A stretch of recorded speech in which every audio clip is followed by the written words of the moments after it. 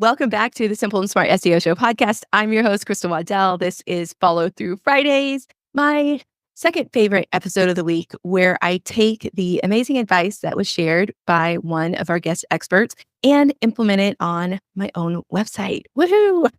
Volunteer tribute so that you can see that you can do it as well.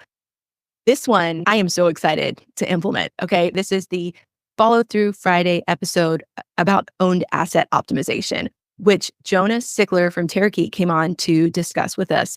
And oh my gosh, like owned asset optimization, I'm just like, so great. I've come to realize that marketers don't approach marketing from the business owner perspective. And I want to give you an example of this. Okay. So if you think about social media platforms and how people teach us to use social media platforms, it's okay, pay attention to the time that people are on and post this many times a day and your graphics should be this size and blah, blah, blah, all this stuff. Okay. Which I'm not saying that is completely irrelevant, but what is most important is what are you doing on that platform that's going to help you reach your business goals? So to answer that question first, it's okay, let's say that I have a business goal of where I want to sell more photo props. Okay, cool. Then manipulating that business goal for Instagram is to share the owned assets that I have, which are like product photos or blog posts or any other resources or assets that I've created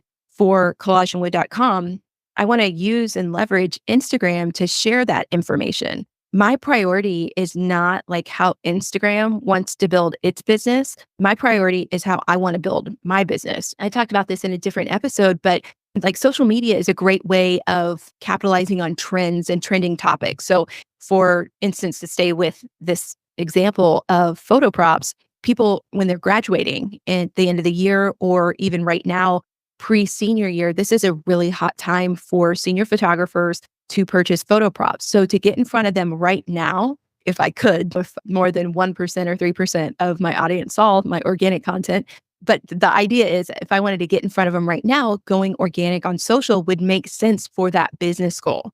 But just to do it because Instagram says to do it and to do it like this, XYZ, that doesn't always align with our business goals. And so even though it's so gratifying to get that double tap, once I realized that, my emotional connection to social media really got healthier. And the other platform that I learned this on was Pinterest. And I still fight with people about this on Pinterest. And not when I say fight, I just mean have intense fellowship or whatever. But the thing is, Pinterest has a bunch of best practices, right? And people are very concerned with the best practices of Pinterest. And it's just like SEO. There's a few fundamental things that you need to get right, like keywords. It would be good to talk about what is in the picture, right? Text overlay in Pinterest is good. Using a keyword in your title, adding a description that is descriptive of your image is good. Having a website that people can click the pin and exit to your exact product or service is also good. But where people and I really started to butt heads is this idea that I need to pin other people's content. And so again, from the business owner perspective and of the limited time perspective, over the last 6 years, I've always thought, why would I want to do that? Like, no offense, I'm not trying to build someone else's business. I get it. Pinterest, Instagram, all these places are giving me a free platform to use to gain exposure for my brand. But there's nothing in there that says I need to promote other people as well. I barely have enough time to promote my own stuff. So my process on Pinterest has always been product promotion. I'm selling senior night gifts. I'm showcasing the photo collages that we make. I'm showcasing our product photos. And all of those are brand assets. So those are assets that start with my website, my content, my products at collagenwood.com. And then we distribute them across other platforms. What was the other word I heard someone say? Platform agnostic. Owned asset optimization is a platform agnostic way of creating content because it's business first. You're thinking about what you need to create in order for people to know that you exist and for you to be able to tell people that you exist and to be able to show up consistently online, right? Nowhere in there is there a consideration for algorithm. Now, as you get bigger and you have more money for marketing, then you can play the games a little bit more. But at the end of the day, when you're sharing a message that resonates with your user and the people who want to use your products, the algorithm is really irrelevant. And I think to take that approach has served me well because when Instagram changes things or Facebook changes things or anybody, I'm not emotionally affected because I'm just doing what I'm doing to share about my business. So that's what I love so much about owned asset optimization. It finally gave a definition and a structure to this belief system I had about how to promote your business online. So I'm so grateful for the Mach 6 framework that Jonas shared from Terakeep. I'll put the link in the show notes. Rather than just talk about what this is, I'm actually going to show you. So if you're watching this on YouTube, you'll obviously get to see the screen. If you're listening to this, you might want to check out my YouTube channel over at Knowledge Vomit. I'll put the link to the video in the show notes as well, because that's where I put my videos. And okay, so the Terakeep Mach 6 framework has 3 degrees of ownership and control. And so they talk about owned, managed, and leverage, which I love those words. Now, managed was something that I hadn't really dove into, but owned and brands have full control. I am all about that. And owned assets are digital brand properties that companies have complete creative and technical control over. And so what's really interesting is I never thought about like brand stories and like your brand guide and your logo and your brand colors, all of those type of things, like your customer stories, all of that. Those are owned assets. And those are owned assets that we actually have talked about in the SEO squad about how to incorporate those stories into our website. Not only is that smart for just for branding purposes, but also for SEO purposes. Because when you're telling your customer story on the website, other customers like that person are going to be searching for information similar to what that other person went through. And it gives them a chance to connect and know that they're in the right spot. I'm calling this reassurance marketing, like reassurance SEO, because that's really what we're doing is once they get to our website, we are reassuring them that they are in the right place and that we can help them with what they need. Some other things that Jonas went over this as well, your company values, any proprietary data. If you have an app or something like that, that is all you, that's your own asset and you can use it all over the place. And so then they go up to the ground level and they say, this is your crown jewel, the vehicle that brings your brand story to the right people. It's your website. So your website is where your own asset optimization strategy breaks through to connect with your customers. Absolutely 100% agree with that. I love this so much. And I would also say your website and your blog, even though your blog is usually a part of your website. But yeah, definitely love that. Then the next tier up is where they include like content on your website, pillar content, blog posts, tools and downloads, corporate communications. And for people like me, and maybe you, if you sell products, your categories, your product photos, all of that type of stuff. So the good news about all of these things is that you have complete control over what, when, and where these owned assets get published. And this is where you can most directly connect with and support consumers with an expanded range of resources. And there has been no time in my life where that is more true than when I'm comparing that feeling of being in control of my website versus the lack of control that you have if you sell on Amazon, because you're not selling to customers when you sell through Amazon. You're actually selling to Amazon because those are Amazon's customers. And after Jonas came on the show, I had this epiphany. I was like, speaking of leveraging platforms correctly, everything about the Amazon process is frustrating. And I realized I was trying to turn Amazon into Etsy. Amazon is not Etsy. Amazon is something completely different. So instead of trying to serve customers on Amazon, I was like, how can I serve Amazon as my customer? And guess what? It was very clear. I need to streamline my product offerings on Amazon to where I'm only selling the photo props on there and a certain size of giant number, which is like 1.5 feet, 18-inch giant numbers. And so I'm going to now send them to the Amazon Fulfillment Center where my customer, Amazon, will happily send them out to people that buy from them. I never thought about it like that. I was always so concerned about having control over what happened with my products that I never wanted to let that go. But in fact, I'm excited about being able to let that go because once I send all of my assets to them, they take it from there. They handle the customer service, they handle the shipping, all of that stuff. I ship to one customer and they distribute it. And it's almost like having a social media tool, only it's a product distribution tool. So anyway, the conversation with Jonas completely changed my perspective on that. And I'm really grateful for it. Now, the next level of the Mach 6 is that managed level. And that's where you have some control. And that's like PR, events, social media, guest posting, ads, emails. And I was a little bit surprised that emails fell into that category. I'd love to hear your thoughts. Please text me on this. But I feel like I have the same amount of control over my emails as I do my website. So I would almost put that under own. But everything else I agree with and I think is amazing. And the definition for this tier 2 is that brands can control the content and when it gets published, but remain at the mercy of the platform or the channel. Like if a social media site disappears tomorrow, the investment goes with it. Like whatever you've invested as a brand goes with it.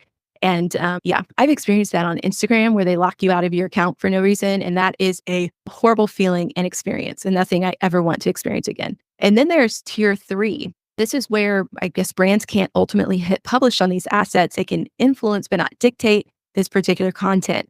This tier increases your reach, but also increases your risk because third parties like competitors can also influence the content of these assets. And things that fall under this are company profiles and ally websites, organic search, Wikipedia, and content syndication. And yeah, I think that's interesting. So the last level of the Mach 6 is where brands can influence. And this is what they call tier 4. This is what they call tier 4. They say the Wild West, or is it? Left unchecked, others may tell a negative or inaccurate brand story.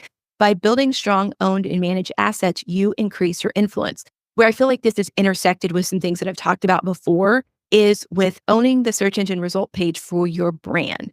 Because I think it was Jonas that said that's like an online resume. And I was like, oh my gosh, that is the best way to look at it. Because if you were to search for collagen wood, obviously I want my website, collagenwood.com, to be the first thing to show up. What else shows up? LinkedIn shows up, Etsy shows up, Amazon shows up, Pinterest shows up, TikTok probably shows up. You know what? Let's just look. Okay. I'm going to go new incognito window and I'm going to search for collagen wood. And I'm going to tell you what comes up. All right. So the first result on the left is my website.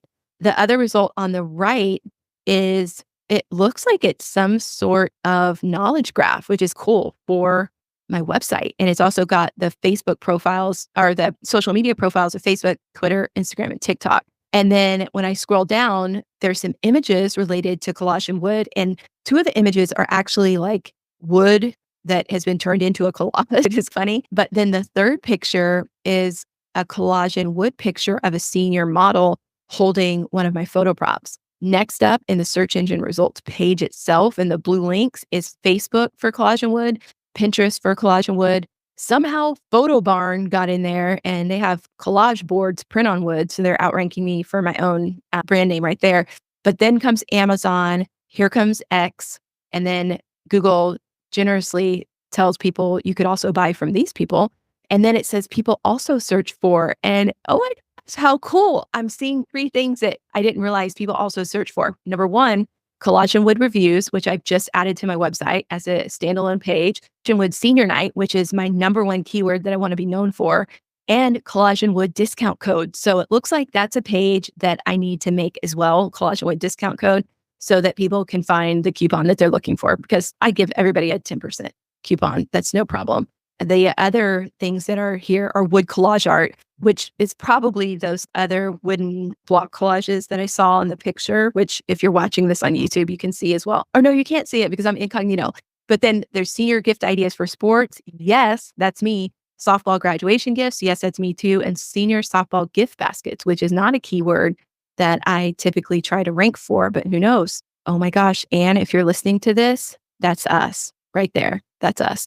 So we'll follow up with that. Anne's in the SEO squad and makes amazing gift baskets. Wow, super cool. Woo. Okay, so going back to tier 4 and the fact that is your online resume, right? What does the internet say about your brand? This includes affiliates, influencers, reviews, word of mouth, user-generated content, and the news. So super interesting. I just love the way that Terakeet has organized this information and really encourages business owners to take a deep breath and just realize, hey, like the internet is not happening to you.